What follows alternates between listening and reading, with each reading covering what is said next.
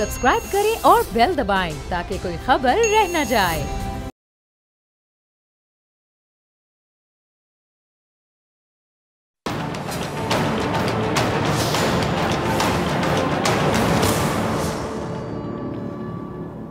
अस्सलाम वालेकुम, मैं हूं डॉक्टर फ़िज़ा खान और मैं हूं पाकिस्तान। नाज़रीन, मौसम सरमा में कॉफ़ी बहुत ज़्यादा लुत्फ़ देती है, लेकिन मौसम इलेक्शन में कॉफ़ी की तलखी सियासतदानों के लहजों में झलकने लगती है। और इस बार तो तलखी के साथ लफ्ज़ी निश्तर, इल्ज़ामात की गोलाबारी और तंज की बौछार भी शामिल है। किसी के लिए इत्तेहाद, मुफाहमत और अपनाइयत के दरवाजे खोले जा रहे हैं, तो दूसरी जानिब पुराने इत्तेहादियों से बातचीत की राह बज़ाहिर दुश्वार नज़र आ रही है। अब इसी सिलसिले में मुस्लिम लीग नून ने पहली चाल चलते हुए सिंध में एमक्यूएम से इत्तेहाद करके अपने पुराने इत्तेहादी पीपी को ये वाज़ेह पैगाम दिया है कि इस बार पीपी को सिंध में खुला मैदान नहीं मिलेगा। लेकिन पीपल्स पार्टी भी क्लीन बोल्ड होने के मूड में नहीं दिखाई देती है। चेयरमैन पीपल्स पार्टी बिलावल जरदारी साहब भी लफ्ज़ी निश्तर बरसाने का कोई मौका हाथ से जाने नहीं दे रहे। आज ने प्रेस कॉन्फ्रेंस करते हुए ये कहा कि मियाँ साहब को तजवीज़ है कि वो पंजाब पर फोकस करें। पंजाब में नून लीग के लिए मुश्किलात हैं, इसलिए उन्हें तजवीज़ दी गई है कि दूसरे सूबों में भी जाएं।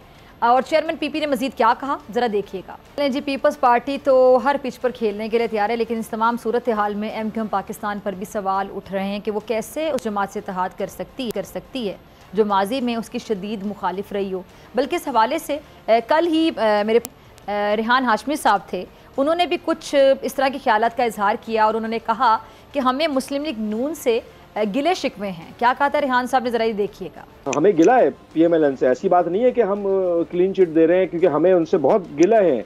लेकिन क्या गिला रखते हुए हम ये चार्टर ऑफ डिमांड किसको दें जो मौजूद होगा? गिले वाली बात समझनी है, गिला भी है, जरा समझाइएगा।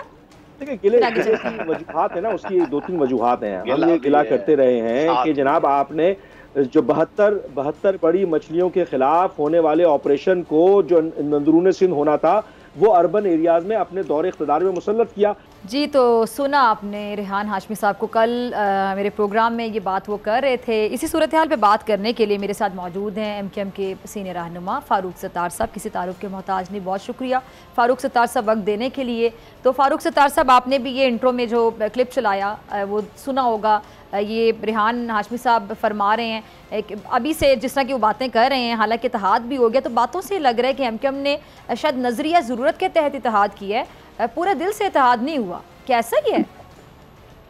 अगर नजरिया ज़रूरत पूरे मुल्क की कौमी ज़रूरत को पूरा करता है और माजी की रिवायात के बरक्स अगर मुल्क की बड़ी सियासी जमातों से कोई डायलॉग या मकालमा ओपन किया गया, उसका मकसद एक कौमी इत्तेफाक राय कायम करना है, एक कम से कम नुकाती कौमी एजेंडे पर, जिसमें जो माजी के तजुर्बे रहे और उनमें अगर कामयाबी हासिल नहीं हुई और कोई भी हुकूमत आबरूमंदी के साथ आवाम को डिलीवर नहीं कर सकी और मसाइल का अंबार लगा हुआ हो, तो फिर अगर चार्टर ऑफ डेमोक्रेसी माजी में हुआ था, तो इस मर्तबा charter of democracy and political stability के साथ साथ charter of socio economic development या चार्टर ऑफ इकोनॉमी भी उतना ही ज़रूरी है। और उसी को मिलाकर हमने ये आगाज़ किया था कि आने वाली हुकूमत के जो चैलेंजेस दरपेश हैं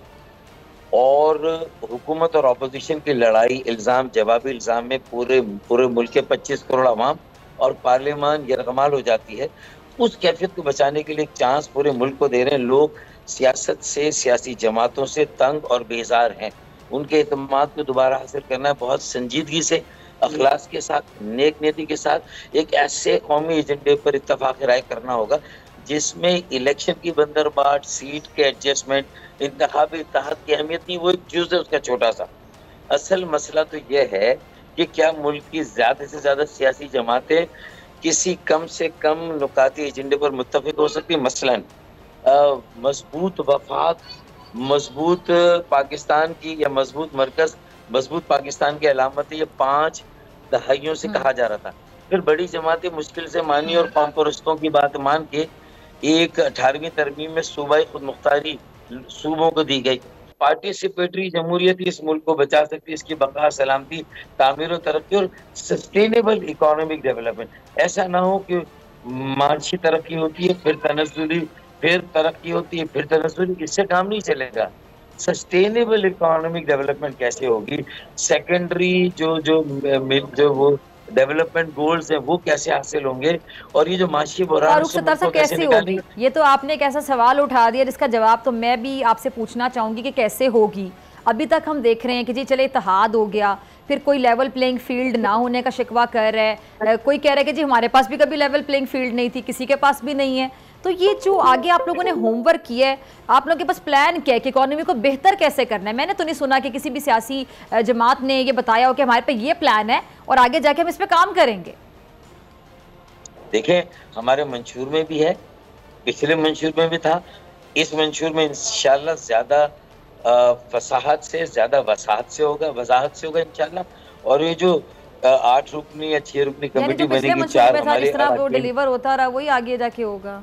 नहीं, लेकिन हम तो हुकूमत में नहीं थे ना, और अगर एक आखिरी मतलब एक सूबे में तो हमारी हुकूमत नहीं थी, और मशवरा तो देते होंगे।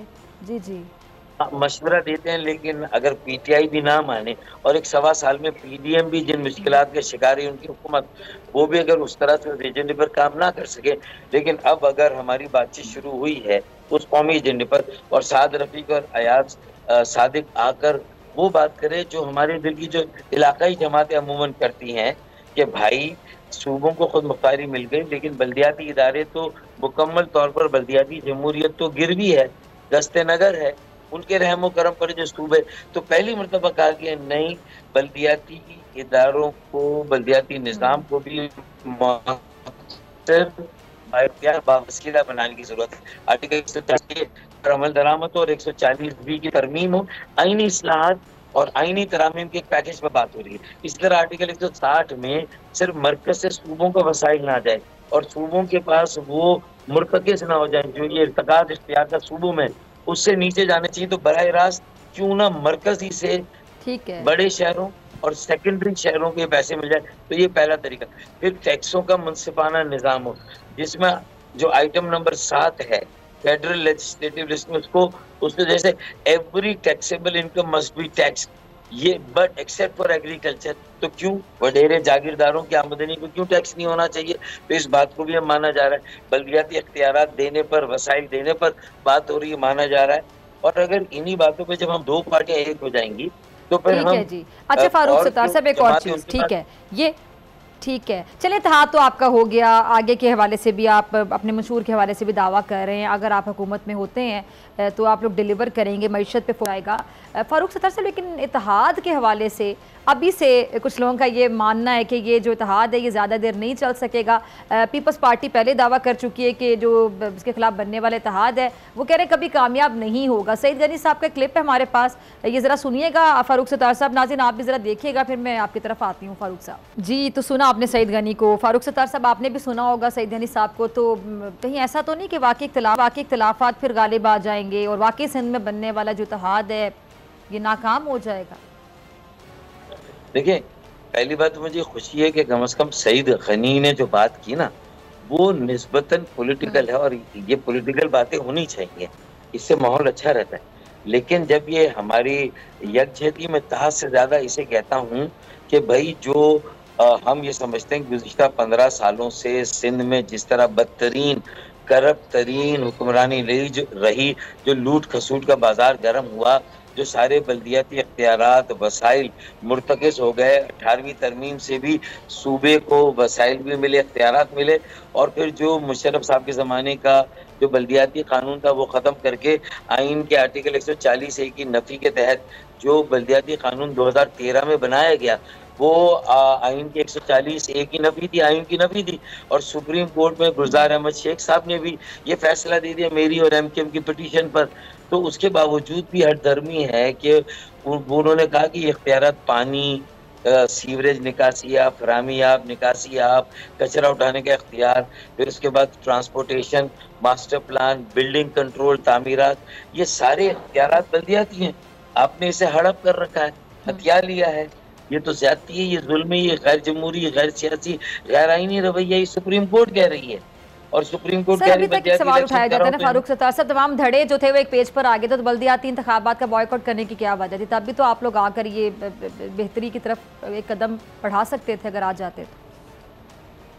देखिए मैं तो चाहता हूँ कि आप जैसे एंकर्स जो रिसर्च भी करते हैं, तज्जिया भी करते हैं, थोड़ा सा अपनी रिसर्च और तज्जिए को थोड़ा सा और वो करें, और बहुत सारे एंकर्स जी मिलकर जी फिर कोई वर्डिक्ट दे कि हमारा बॉयकॉट सही था गलत था।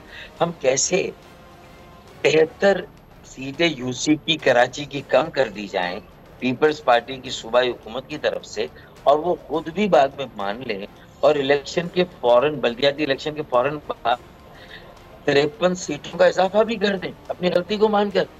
तो इसका मतलब तो ये हुआ कि हम उस कराची को के इस खसारे के साथ हम नुमाइंदगी में जाते, जिसमें वादे तौर पर पीपल्स पार्टी ने जो दर्जी बिठाया था हमारी 53 से 73 सीटें कम करके अपने हल्के यूसी के 20,000 वोटों पर बनाए, हमारे 90,000 पर। तो एक साइड को टॉस होने से पहले 500 रन दे दिया आपने, और दूसरी साइड के साथ फिर मैच खिलाएंगे तो लेवल प्लेइंग फील्ड कैसे होगा? तो जब लेवल प्लेइंग फील्ड इतना बिगड़ा हुआ था तो जमात इस्लामी की अकल में ये बात आई नहीं। उन्होंने कहा ये तो बड़ा अच्छा हुआ, एमकेएम जाएगी तो एमकेएम की सारी सीटें हमें मिल जाएगी। भाई पग फिर भी चौधरी हाफिज नईम उर रहमान के सर पे नहीं लगी ना, क्योंकि वो और पीटीआई मिल भी जाए तो भी मेयर पीपल्स पार्टी का बनना था। तो हमें तो पीपल्स पार्टी को एक्सपोज करना था कि कैसी डिटाई के साथ, कैसी जबरदस्ती उन्होंने 5% कराची का वोट लेकर जो है वो 15% के वोट बैंक पर 60% सीटें लेकर वो अपना मेयर ले आए। ये तो जेरी मैंडरिंग की बदतरीन मिसाल थी, जो प्री इलेक्शन रिगिंग भी थी, इलेक्शन रिगिंग भी थी, और पोस्ट इलेक्शन रिगिंग भी थी। जमात इस्लामी भी अब अपने लिए इन इंतखाबात में वो लेवल प्लेइंग फील्ड क्यों मांग रहे हैं? अगर सिंध में फिर दूसरों को उनसे ये इशू होता है कि सिंध में दूसरों को लेवल प्लेइंग फील्ड नहीं मिलती पीपल्स पार्टी की वजह से। देखिए ना, जमात इस्लामी को नहीं मिली, पीटीआई को नहीं मिली, एमकेएम को कराची में नहीं मिली ना, लेकिन अब सूबाई और बल्दियाती हल्के और हल्का बंदियां अलग है। बल्दियाती और बल्दियात में भी 50 सीटें तो पीपल्स पार्टी ने बढ़ा दी। हम अदालत में जा रहे हैं कि जब पीपल्स पार्टी ने 50 सीटें कम करके इलेक्शन कराया तो क्या इलेक्शन कराया? सुप्रीम कोर्ट या हाई कोर्ट फैसला करे ये इलेक्शन दोबारा होना चाहिए बल्दियाती, जो 15 जनवरी 2023 हुआ, तो वो एक अलग चीज है। अब जो हल्का बंदियां हो रही 18 में जो हमारी कुछ सीटें सक्कर, नवाबशाह और मीरपुर खास की सूबाई असेंबली की, शहर की अर्बन सीटों को तोड़ के वहां के दही इलाकों के साथ मिला दिया गया, तो हमारी जो स्ट्रेंथ एक शहर में होती थी वो हमसे ले ली गई। अब मुझे उम्मीद है इंशाअल्लाह ताला जो हल्का बंदियां हो रही है उसमें नवाबशाह, सक्कर, मीरपुर खास में भी बेहतरी आएगी, कुछ हैदराबाद में बेहतरी आएगी, कुछ कराची में बेहतरी आ चुकी है। 20% अभी भी कमी बेशी हमने एतराज़ात दिए, वो सही हो जाएंगे। आबादी जो हमारी कम गिनी जाती थी, पीएमएलएन ने हमें एक्सेस दी सेंसस कमीशन में, और डिजिटल मरदमशुमारी थी, तो जो हमने सबूत शवाहिद दिए वो डिजिटल मरदमशुमारी से साबित हो गया कि हाँ 2 मंजिलें गिनी गई, 6 मंजिलें या 14 मंजिलें नहीं गिनी गई, कच्ची आबादियां नहीं गिनी गई, नई बस्तियां नहीं गिनी गई। फारूक साहब, नून लीग और आप लोगों का अगर माजी देखा जाए और आप लोगों के बयानात भी देखे जाएं तो आगे जाके क्या उम्मीद है आपको फिर नून लीग से?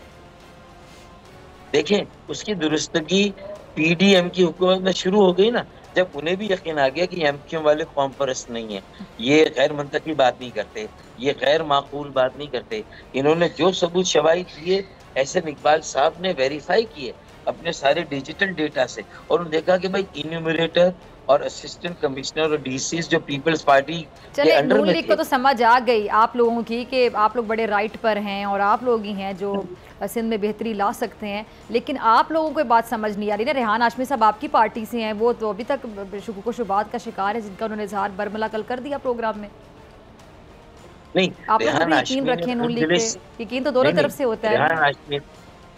रेहान हाशमी ने उन गिले शिकवों की बात की जिसका ताल्लुक माजी बईस से था। जो माजी करीब में तजुर्बा हुआ 1.25 साल में, उसमें तो पूरे मुल्क ने जो 4 साल का पीटीआई की हुकूमत की नाअहली और नाकामी थी उसका बार भी उठाया। हुकूमत लेनी नहीं चाहिए थी, वो गलत फैसला, तो वो एक अलग बहस है, लेकिन अब हुकूमत ले ली। उसके बाद जाहिर है जो महंगाई का तूफान आया वो तो खुद उसमें पीएमएलएन के लिए अपनी क्रेडिबिलिटी को बचाना मुश्किल हुआ।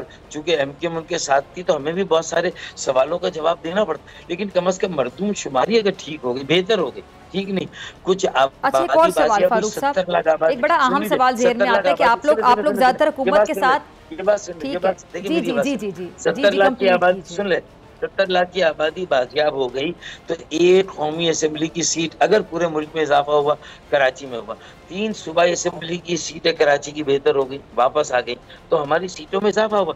तो अब हमारे वो हुकूक जो गस्ब थे वो बाजियाब होना शुरू हुए, लापता आबादी बाजियाब होना शुरू हुई, लापता कौमी असेंबली के हल्के बाजियाब होना, सूबाई असेंबली के बाजियाब होना, और उम्मीद है कि हल्का बंदियां भी सही होंगी तो सिर्फ एक मसला लेवल प्लेइंग फील्ड में रह जाएगा, वो सिविल इंतजामिया, पुलिस इंतजामिया, जिसमें 15 सालों फारूक सत्तार साहब एक सवाल, अच्छा एक सवाल मेरा भी जरा रह गया ना, मुझे पूछने दीजिए कि अगर आप लोग ज्यादातर जो विफाक में हुकूमत बनाते हैं उसके साथ आप लोग कोलिशन में होते हैं, अगर पीपल्स पार्टी विफाक में हुकूमत बना गई, अगर हो गया तो फिर आप किसके साथ होंगे?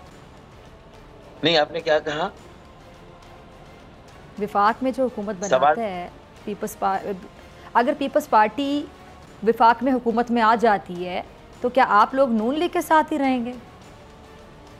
देखिए, हमने ये थोड़ी तय किया कि हमें नून लीग के साथ या पीपल्स पार्टी के साथ, हमारे दरवाजे तो पीपल्स पार्टी के साथ भी खुले हैं। यानी इस कौमी, यानी जवाब आपने दे दिया, बड़ी खबर दे रहे हैं फारूक सत्तार साहब। अभी आपने हाल ही में नून लीग से इत्तेहाद की है, अब आप कह रहे हैं कि अगर हुकूमत विफाक में पीपल्स पार्टी को मिलती है, अब यही कह रहे हैं ना, तो आपके दरवाजे खुले हुए पीपल्स पार्टी के लिए, अगर पीपल्स पार्टी ने दरवाजे बंद कर दिया आप मेरी जिस बात पे कि आपने तमस्कुर उड़ाया मेरी बात पे, तज़ादे जज्बात में वो सर बिल्कुल भी नहीं, बिल्कुल भी नहीं, मैंने तो सवाल पूछा, तमस्कुर बिल्कुल भी नहीं। लेकिन आप सुन तो लेना, तज़ादे जज्बात में वो मकाम आया तो क्या करोगे, मैं रो रहा हूँ तुम हंस रहे हो, मैं मुस्कुराया तो क्या करोगे, कल मैं मुस्कुरा रहूंगा आप रो रहे होंगे।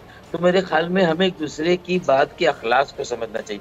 यह इख्तियार वजारतों का मसला नहीं है, बल्दियाती इख्तियारात और वसाइल, शहरों, जिलों और जो कस्बे देहात उनको इख्तियार। फारूक सत्तार साहब, मैं तो इस बात पे मुस्कुराई थी कि आपने फरमाया, जब मैंने आपसे पूछा कि पीपल्स पार्टी अगर विफाक में हुकूमत बना लेती है तो आप लोग नून लीग के साथ होंगे, तो आपने कहा पीपल्स पार्टी के लिए दरवाजे खुले हुए हैं। आप एंकर्स अवाम को तासुर देते हैं कि पीपल्स पार्टी के साथ बात हो तो वजारतें लेनी, हुकूमत में जाना, PMLN से बात हो तो नहीं, वजारतें नहीं लेनी, हुकूमत में नहीं जाना। इस बार आईनी इस्लाहात और आईनी तरामीम के पैकेज पर ज्यादा से ज्यादा बड़ी जमातों, छोटी जमातों, इलाकाई जमातों को राजी करना है और एक कौमी एजेंडे पर सबको इकट्ठा करना है ताकि अवाम की, यानी आप लोगों को वजारतें नहीं चाहिए इस बार MKM का? नहीं चाहिए, वजारतें नहीं चाहिए, ठीक है ना। हमें ये charter of political democratic stability, democracy को मजबूत करना है और आगे चांस देना है, नौजवानों को मौका देना, रोजगार है, महंगाई है, बेरोजगारी, महंगाई, उसका इलाज करना है, गैस, बिजली, पानी की जो लोड शेडिंग कमी है उसका इलाज करना है, और उसके लिए एक कौमी एजेंडे पर सबको आना है। टैक्सों का मुनसिफाना निज़ाम हो, मरकज से वसाइल सिर्फ सूबे नहीं बल्कि नीचे तक जाने चाहिए। बहुत यानी मसाइल हल करने के लिए अगर पीपल्स पार्टी भी आपके साथ बैठती है तो आप उनके साथ भी बैठने के लिए तैयार हैं? मुझे आपकी बात से ये समझ आ रही है।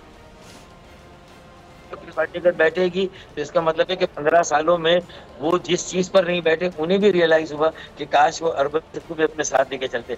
और आपको उम्मीद है कि पीपल्स पार्टी आपके साथ बैठेगी? पानी का एक इस चीज की भी उम्मीद नजर आती है। हम तो कौमी एजेंडे पर बात कर रहे हैं, कौमी एजेंडे पर बैठे। अगर देखिए ना, उनके साथ इख्तलाफ इसी बात पर है कि वो गिरोही, सियासी, अपने साथी गिरोही, जमाती मफादात के लिए काम कर रहे हैं। वो पूरे सिंध के लिए, पूरे मुल्क के लिए काम नहीं कर रहे हैं। वो सिर्फ लूट खसूट करके इलेक्शन से पहले पैसा जमा करते हैं हुकूमत में, फिर इलेक्शन में वो पैसा खर्च करते हैं, इसलिए उनके वोटों में थोड़ा इजाफा होता है और थोड़ी नशिस्तों में। वो पैसों की रेल पेल से, वो जो रिवायती सियासत है, जो मॉरिस सियासत है, जो वडेराना जागीरदाना सियासत है, असल सियासत जो पार्टिसिपेटरी डेमोक्रेसी है, जो शमूलियती शिरकती जमहूरियत, उस पर तो आ ही नहीं रहे। आए ना बल्दियाती निज़ाम को इख्तियार देने के लिए आए, शहरी हुकूमतों को इख्तियार देने के लिए आए, आर्टिकल 140 के साथ 140 भी लगा के तरमीम के लिए आए, आर्टिकल 160 में बल्दियाती इदारों को, तो ये सारी बातों पर भी तो आए। बल्दियाती शहरी इदारों को मरकज से वसाइल मिले तो उसमें क्या हर्ज है? जो उनका हिस्सा है वो उनको मिले, जो सूबे का हिस्सा है वो सूबे को मिले। क्यों वो जो शहरों का हिस्सा, बल्दियात का हिस्सा खास। बहुत शुक्रिया, थैंक यू। ठीक है फारूक सत्तार साहब, बहुत शुक्रिया आपके वक्त के लिए। नाज़रीन, आपसे मुलाकात होगी शॉर्ट ब्रेक के बाद।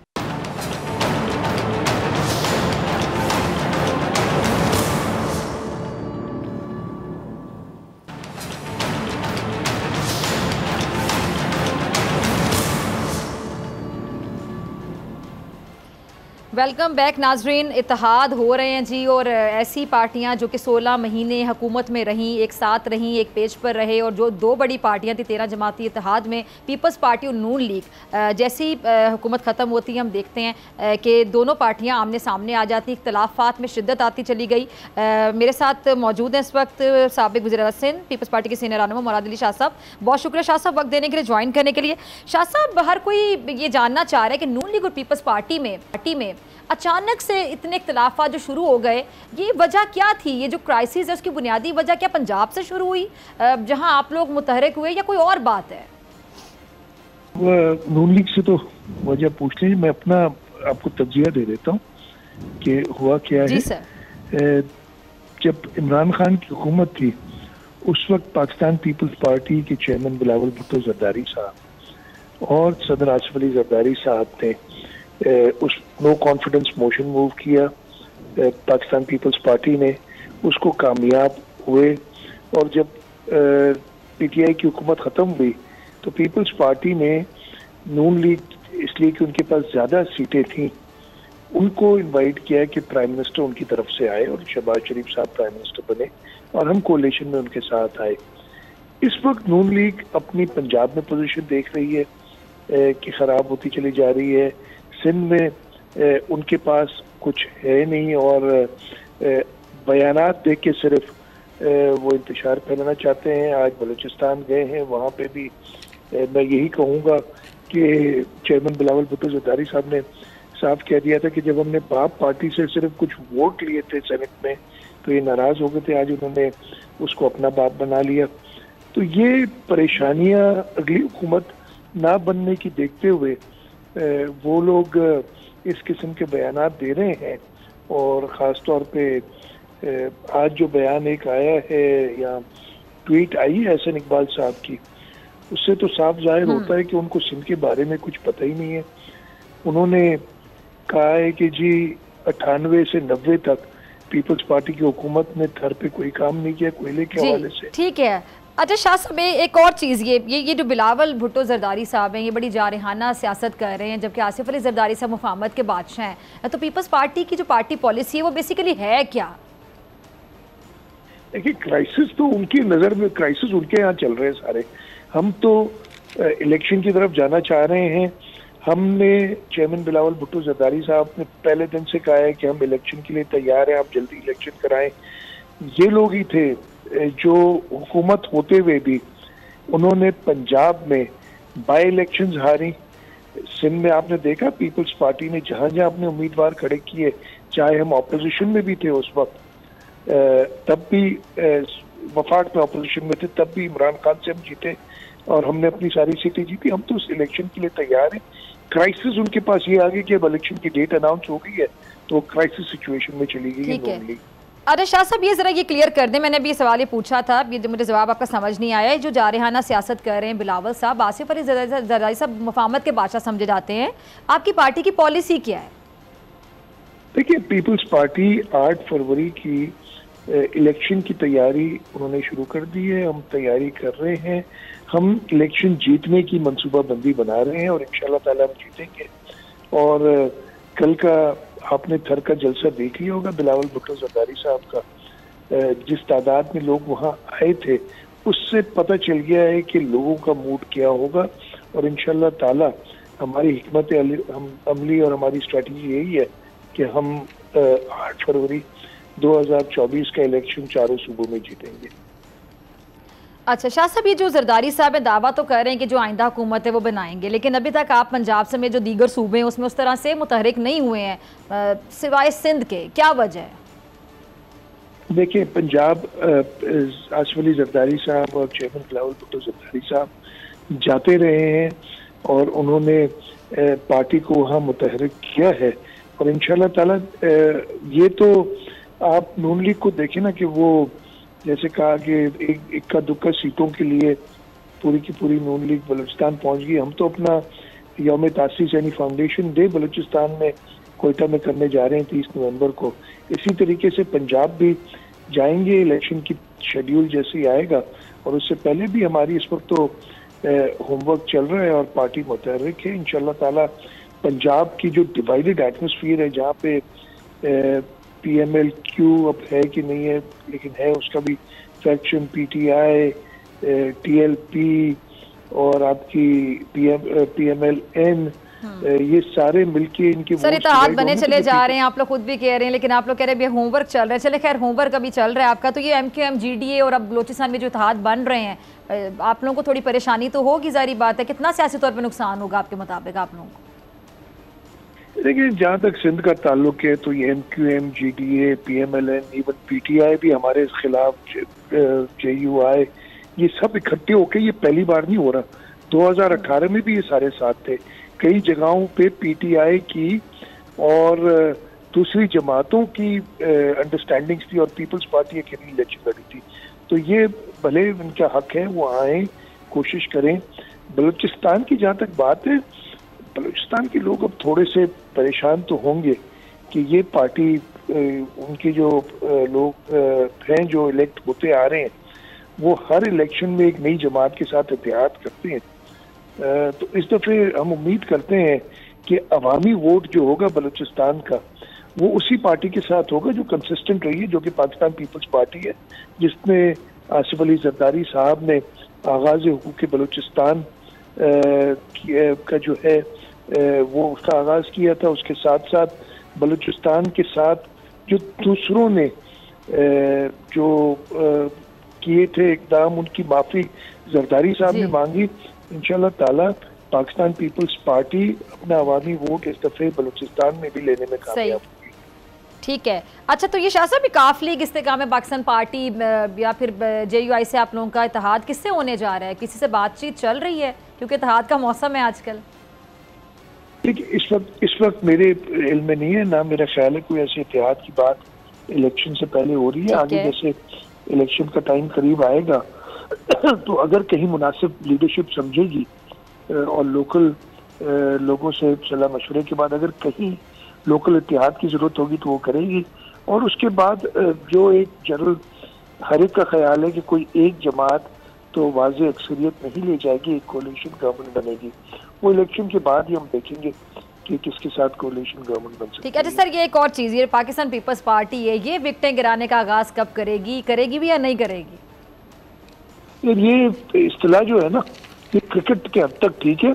हम इंशाल्लाह ताला जो अच्छे लोग पार्टी ज्वाइन, और ये अभी आपने हाल ही में देखा सरदार अली गौहर बहर साहब, उससे पहले गौस बख्श बहर साहब, लारकाना से अल्ताफ हुनर की फैमिली जो है वो उन्होंने पीपल्स पार्टी ज्वाइन की। विकटें नहीं, ये लोग हैं।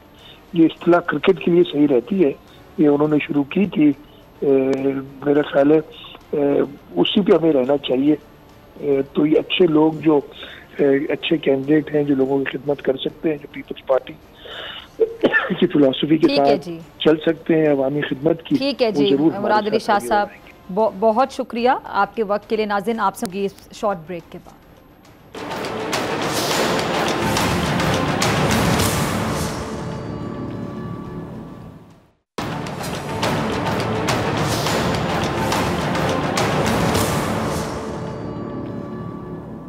वेलकम बैक नाजरीन। गुज़िश्ता रोज़ सैनिच में सुप्रीम कोर्ट के फौजी अदालतों के फैसले के खिलाफ कसरत राय से करारदाद मंजूर कर ली गई है और ये करारदाद सेनेटर दिलावर खान ने पेश की, जिसके मुताबिक रूलिंग को ऐवान बाला ने कानून साजी के खिलाफ करार दिया है। करारदाद में कहा गया है कि पाक फौज पर हमला करने वालों के खिलाफ आर्मी एक्ट के तहत ट्रायल आईनी और कानूनी दायरा कार में है।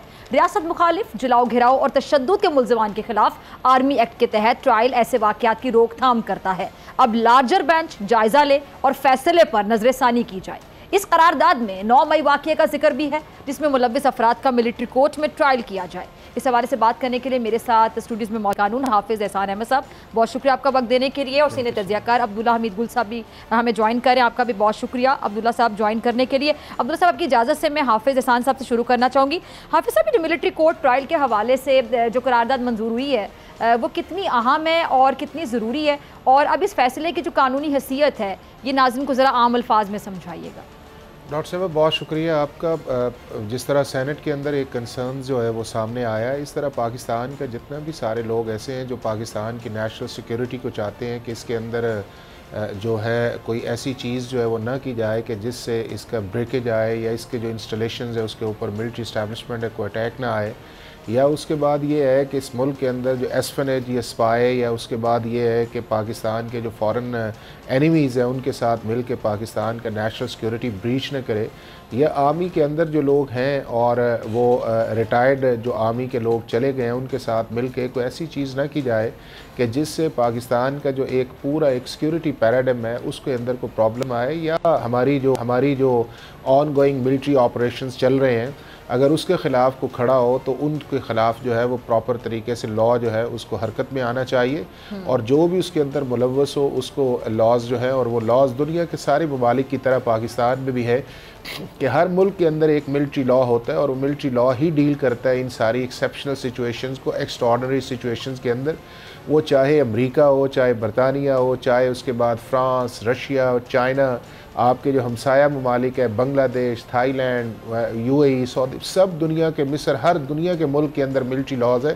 और मिलिट्री लॉज हमेशा होते ही स्पेशल सिचुएशन को कोप करने के लिए होते हैं, और ये कभी भी रेगुलर जस्टिस सिस्टम की ना रिप्लेसमेंट होते हैं ना इन्हें कंपेयर किया जाता है दुनिया के अंदर, क्योंकि इसके अंदर आपके सीक्रेट्स भी इन्वॉल्व होते हैं, कॉन्फिडेंशियलिटी भी होती है, एस्पिनेज भी होता है, आपके विटनेसेस हैं वो भी उसके अंदर आते हैं, उनकी प्रोटेक्शन है, फिर आपके जजेस हैं, लॉयर्स हैं, ये पूरा एक सिस्टम है जो काम करता है दुनिया के सारे ममालिक के अंदर। और स्पेशली 36 ममालिक के अंदर तो मिलिट्री कोर्ट्स ऐसी हैं कि जहाँ पे सिविलियंस को ट्राई किया जाता है।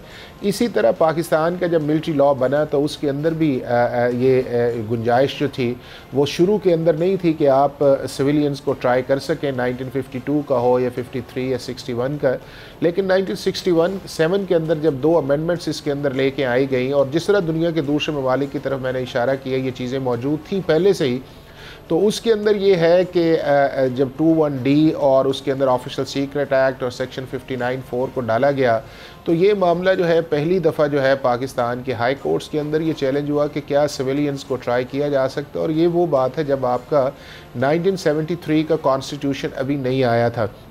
पेशावर हाई कोर्ट ने एक फ़ैसला दिया, हाई कोर्ट ने भी एक फ़ैसला दिया, और उसके बाद 1973 का एक कॉन्स्टिट्यूशन जो है जो आज भी मौजूद है, जिसको तकरीबन 50 साल से ज़्यादा अरसा हो गया है, उसके जो फ्रेमर्स ऑफ कॉन्स्टिट्यूशन थे उन्होंने कुछ कॉन्स्टिट्यूशन के जो पैरामीटर्स बनाए उसके अंदर फंडामेंटल राइट्स भी थे, और उन फंडामेंटल राइट्स के अंदर उन्होंने एक चीज़ डाली जो आर्टिकल 8 है कि ये जो मिलिट्री लॉज हैं जो जिसके अंदर जो मैंने इशारा किया पाकिस्तान आर्मी एक्ट है, पाकिस्तान एयरफोर्स एक्ट है और नेवी ऑर्डिनेंस है, और उसके साथ जो लैंड रिफॉर्म्स लॉ थे, इनको आप फंडामेंटल राइट्स की बुनियाद पर या आर्टिकल 8 की बुनियाद के ऊपर स्ट्राइक डाउन नहीं कर सकते, अल्ट्रा वायरस नहीं कर सकते।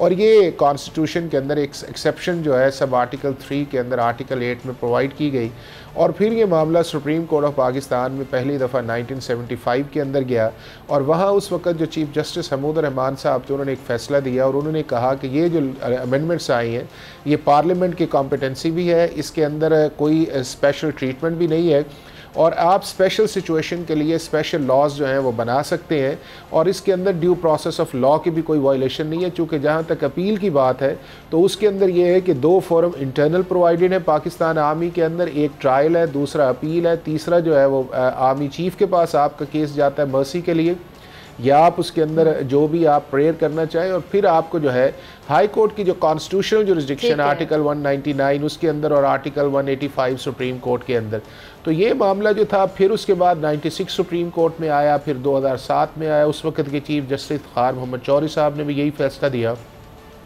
फिर आपको पता है कि कॉन्स्टिट्यूशनल अमेंडमेंट आई, 21 आई, और उसके अंदर जो है सुप्रीम कोर्ट का 70 रुकनी बेंच बना, उसने एक फ़ैसला दिया जो 11/6 से आया। फिर 2017 के अंदर चीफ जस्टिस अनवर ज़हीर जमाली ने एक फ़ैसला दिया, और ये स्टेटल प्रिंसिपल ये था कि पाकिस्तान के अंदर मिलिट्री लॉज के अंदर अगर ये ऑफेंसेस जिसकी तरफ मैंने कैटेगरी की, और ये दुनिया के हर मुल्क के अंदर होता है, चाहे वो ईस्टर्न है, वेस्टर्न है, एशिया के अंदर है, साउथ एशिया के अंदर है, फार ईस्ट एशिया के अंदर है, आप उनको मिलिट्री के अंदर ट्रायल कर सकते हैं। और उस चीज़ की जो प्रैक्टिस 48 साल के अंदर सुप्रीम कोर्ट के अंदर थी, उसको 23 अक्टूबर को 9 अक्टूबर के कॉन्टेक्स्ट में जब डेविएट किया गया है तो उसके लीगल सीरियस रिपरकशन सामने आए हैं, जिसकी तरफ अब सारे कंसर्न्स भी, और सुप्रीम कोर्ट मेरा ख्याल ये है कि लार्जर बेंच के बाद जो है इन चीज़ों को रेक्टिफाई भी करेगी और प्रॉपर फेडरल गवर्नमेंट इस केस को प्लीड करेगी, ताकि जो वैक्यूम आया हुआ है इस वक्त लॉज और मिलिट्री कोर्ट्स और टेररिस्ट के खिलाफ जो है उसको एड्रेस एट अर्लीस्ट किया जा सके। आपकी इजाज़त में अब्दुल्ला हमीद गुल साहब की तरफ जाना चाहूँगी। अब्दुल्ला साहब, आपने हाफिज साहब को भी सुना,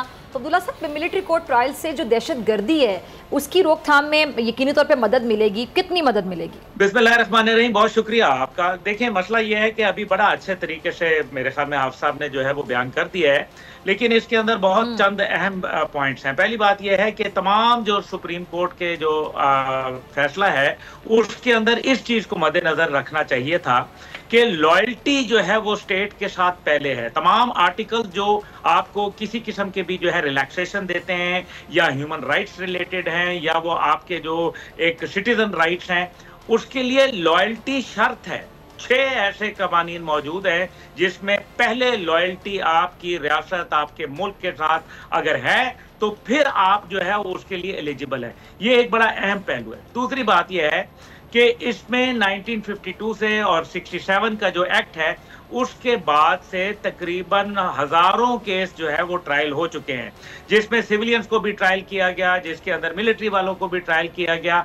तो फिर वो कहाँ खड़े हैं आज? इसका मतलब है कि उनके ऊपर भी एक नई बहस शुरू जो है वो हो जाएगी, एक पेंडोरा बॉक्स खोल देंगे।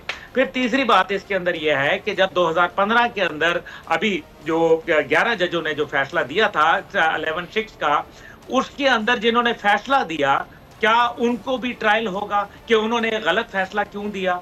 तो फिर बात तो यहां से शुरू होनी चाहिए ना। फिर 2016 और 17 के अंदर वैलिडेट हुआ। इंटरनेशनल कोर्ट ने जो है वो इसको बोला कि जनाब ठीक है, ये तो एक नॉर्मल रूटीन प्रोसेस है, इसको डुएबल है। ये आप उन्होंने कोई इसके ऊपर वो नहीं किया।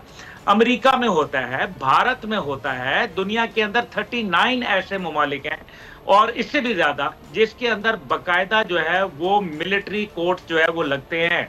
और अगर देखें, पहली बात यह है कि अभी जो दहशतगर्दी की जंग है, पाकिस्तान मेरे ख्याल में दुनिया की सबसे बड़ी दहशतगर्दी की जंग जो है इस टाइम पे वो लड़ रहा है।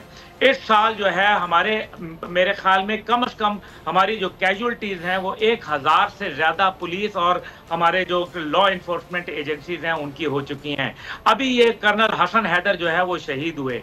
इसके अलावा जो है वो रोजाना कोई ब्रिगेडियर, कोई कर्नल, कोई सिपाही, कोई हवलदार हमारा जो है वो, ये क्या खून मुफ्त है इनका? क्या इनका खून का कौन जवाब देगा? क्या अदालत के पास है जवाब? जो अगर देखें ना, बात यह है कि क्या अदालत का काम नहीं है कि वो शहीदों के वारसीन और शहीदों के खून को जो है वो भी उसको भी कंसिडर करे? वो उन्होंने इस मुल्क के लिए खून दिया है ना, अपनी जात के लिए तो नहीं दिया। तो फिर उसका कौन जवाब देगा? तो फिर आज शोहदा के वारसीन अगर ये प्रेस कॉन्फ्रेंस कर है, वो अपने राइट्स मांगते हैं, तो क्या यहाँ ह्यूमन राइट्स नहीं आते?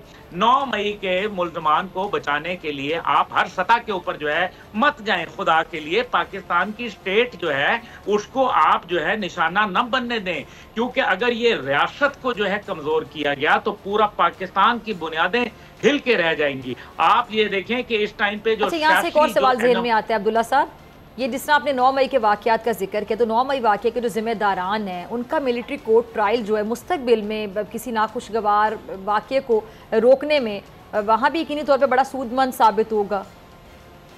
क्यों नहीं होगा भाई? आप जिसको कहते हैं nip the evil in the bud, आप अगर बुराई को जड़ से नहीं पकड़ेंगे तो नतीजा ये निकलेगा कि बुराई फैलती चली जाएगी, लोगों का झाका खुल जाएगा, लोगों को हौसला मिलेगा, जबकि दहशतगर्दों की हौसला शिकनी करनी चाहिए। अभी हमने ये भी देखा कि जब सिविलियन कोर्ट्स लगे, उनको एंटी टेररिस्ट कोर्ट्स ने जब वो डील करना शुरू किया, तो नतीजा ये हुआ कि बहुत सारे लोग जिनके जजों साहिबान के घरों के ऊपर लोगों ने धमकियां दी, नतीजा ये हुआ कि वो हंसते मुस्कुराते आजाद होके बाहर निकल गए। वो जिन्होंने पाकिस्तान के बच्चों का खून जो है खून की होली खेली, जिन्होंने पाकिस्तान के औरतें, बच्चे, बूढ़े, जवान, सिपाही सबको जो है वो निशाना बनाया। For God sake, what is happening in this country? हम इस मुल्क को अमेरिका तक में पेट्रियट एक्ट आ गया था।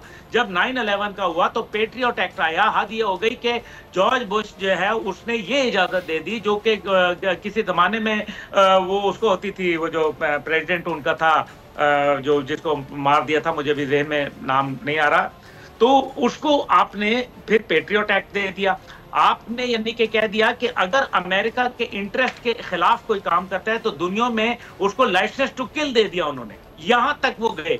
आप अपनी आवाम को छोड़े, उन्होंने पूरी दुनिया के आवाम को जो है वो नकेल डाल के रख दी। लेकिन हम जो है वो नतीजा ये होता है कि जब इनके घरों के ऊपर जो है वो कोई बात आती है या इनके भाई बंधों को या रिश्तेदारों को, इसी वजह से मिलिट्री कोर्ट्स लगाए जाते हैं। और फिर सिविलियन ट्रायल्स क्या है? सिविलियन वो आप मुझे बताएं, क्या एक जो न्यूक्लियर कंट्री का कोई प्राइम मिनिस्टर है, न्यूक्लियर कंट्री का वो चीफ मिनिस्टर है, न्यूक्लियर कंट्री का कोई वो मिनिस्टर है, कोई एडवाइजर है, नेशनल सिक्योरिटी एडवाइजर है, क्या उसका ट्रायल मिलिट्री कोर्ट के अलावा सिविल कोर्ट में होना चाहिए?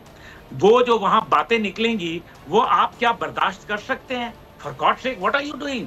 मतलब आपने जो है वो अगर सिर्फ देखे ना, हमने ये देखा कि किस तरीके से अदालत का मूड जो है, हमने देखा कि बकायदा गाड़ी के अंदर हाजिरियां लगती रहीं, गुड टू सी यू हुआ, मर्सिडीज का प्रोटोकॉल दिया गया, पता नहीं एक मुलजिम नहीं बल्कि पता नहीं क्या एक बंदा आ रहा था जिसको पाकिस्तान की वजह से पूरे पाकिस्तान का तमस्खर उड़ा के रख दिया, पूरी दुनिया के अंदर जो है हमें जो है वो तजलील हमारी करवाई, हमारी अफवाज को जो है वो आपने निशाना बनाया। आपका मसला सियासी जमातों के साथ था, आपने GHQ का रुख क्यों किया? आपने कायदे आजम का घर क्यों जलाया? आपने जो है MM आलम के जहाज को क्यों आग लगाई? आपने शोहदा के मुजस्मों की गर्दनें क्यों काटी? उन शोहदा के मुजस्मों की गर्दनें जिनके ऊपर इंडियन ब्रिगेडियर कहता है, वो मेजर गौरव कुमार जो कि पाकिस्तान का शदीद मुखालिफ है, वो तक कहता है कि वो शेर खान जो है उसकी बहादुरी के वो बताते हैं कि हमने उनको लिख के दिया कि इसको पाकिस्तान का आला तरीन निशान दिया जाए, लेकिन हम उसकी गर्दनें काटते हैं। उसकी तरफ से बाद में आपकी कोई एक कंडेम करने की भी नहीं आती। आपने अगर ये बात कही थी कि जनाब ये बहुत गलत हुआ, ये बिल्कुल कोई अंदरूनी साजिश है, तो मैं आपको दो मिसालें डॉक्टर फिजा देता हूं। एक है साइफर के ऊपर। साइफर के ऊपर क्यों नहीं कोई, उस वक्त की हुकूमत तो मौजूद थी ना, 8 फरवरी से 8 मार्च से लेके आप अप्रैल तारीख जो है वो 10 तक आप मौजूद थे वहां। आपने क्यों नहीं कोई कैबिनेट कमेटी बनाई इंटेरोगेशन करने के लिए? आपने अमेरिका का कोई अहलकार क्यों नहीं मुल्क बदर किया?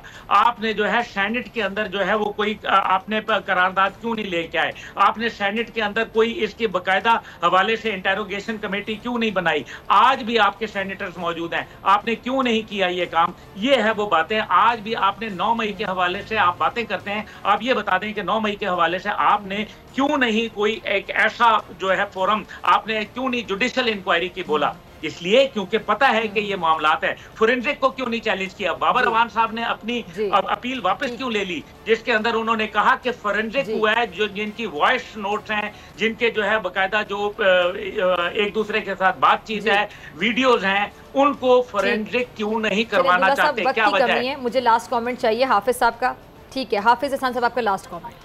देखिए, मेरा इसके अंदर पॉइंट ये है और लीगल या कॉन्स्टिट्यूशनल पॉइंट ये है कि जो एक्सपेंशन की गई है 9 मई के इंसिडेंट को सामने रखते हुए, या वो एक केस वही था, और जब आपने 1967 की अमेंडमेंट्स जो थी उनको ultra वायरीज of the constitution supreme court ने कहा है, तो उसके अंदर जो एक ब्लैंकेट इम्यूनिटी आई है उसके बड़े लीगल और सीरियस रिपरकशंस आ भी रहे हैं और आएंगे भी। उसकी बुनियादी वजह ये है कि जब आपका एक डेटरेंस जो है इसको हटा दिया जाए, या आपका एक सिस्टम जो है जो दुनिया के दूसरे कंपैरेटिव ममालिक की तरह मौजूद है उसको आप रिप्लेस कर दें और उसकी जगह एक वैक्यूम आ जाए, तो फिर आपके मुल्क के अंदर टेररिस्ट एक्टिविटीज़ भी आएंगी और उसके अंदर इजाफा हो रहा है। और उसके आगे आप देखें कि ये जो जितने इंसिडेंट रिसेंट पास्ट के अंदर हुए इस अमेंडमेंट्स के बाद जो है, अब आप उनको पाकिस्तान की मिलिट्री लॉज या मिलिट्री कोर्ट्स के अंदर नहीं कर सकते। और दूसरा ये है कि अगर इसको रिट्रोस्पेक्टिव इफेक्ट दिया गया तो उसका फिर ये है कि जो आपकी 21st कॉन्स्टिट्यूशन अमेंडमेंट के बाद 350 जो कन्विक्शन थी जो सुप्रीम कोर्ट के अंदर पेंडिंग हुई हैं वो भी जाएंगी। फिर गुलभूषण जो है वो भी पाकिस्तान के पास है और उसकी कन्विक्शन है वो भी जाएगी, तो इसके लीगल सीरियस रिपरकशंस हैं।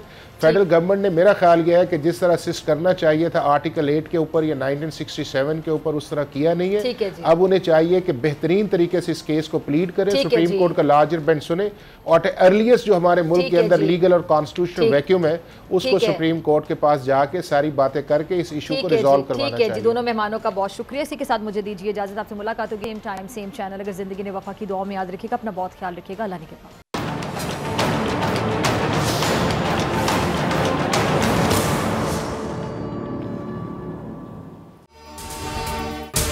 अगर आपको ये वीडियो पसंद आई तो सब्सक्राइब करें और बेल आइकन पर क्लिक करें। सब्सक्राइब करें और बेल दबाएं ताकि कोई खबर रह न जाए।